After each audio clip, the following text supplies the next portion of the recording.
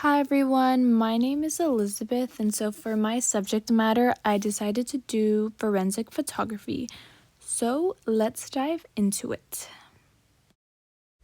So, what is forensic photography? So, forensic photography is otherwise known as crime scene photography. It is the process of documenting crime scenes and evidence for legal cases.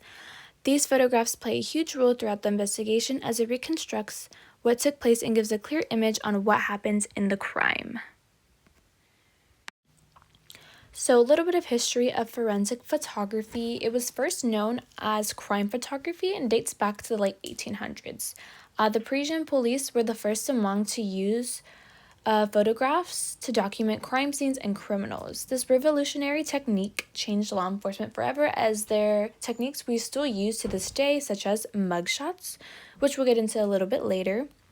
But there were two phases of police photography. The first being the technical aspect of it, basic concepts of reproduction of an image. The second is forensics, so the application of concepts of photography in legal perspectives. This helps investigators identify what exactly happened in the crime.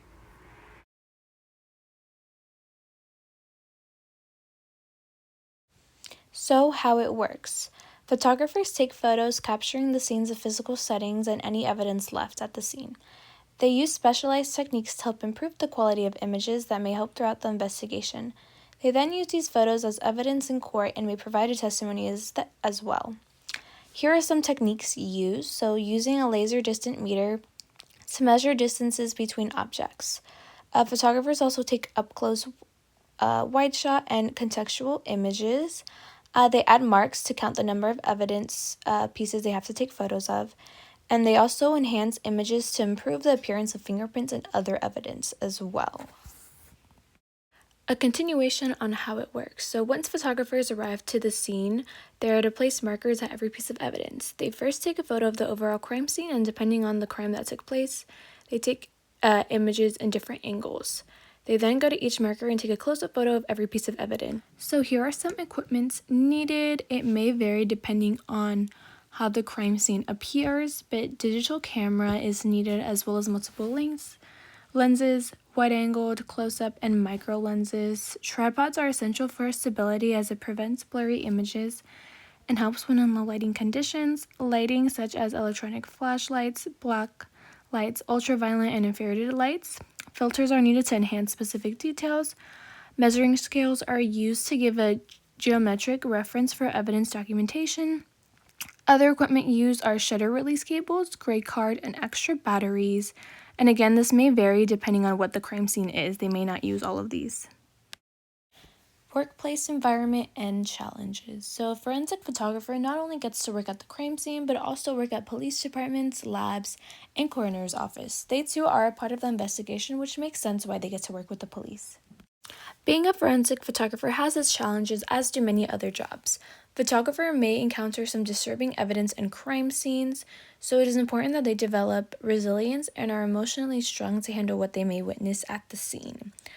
For example, if there is like a murder scene, I'm not gonna lie, it would be pretty tough standing feet away from the crime, as it could be very graphic and disturbing.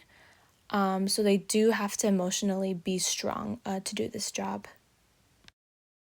And here are some photographers known in forensics. I apologize if I don't pronounce their names correctly, but the first one is Weegee, otherwise known as Arthur Felling, and he is known for his dramatic photographs of crime scenes taken at night.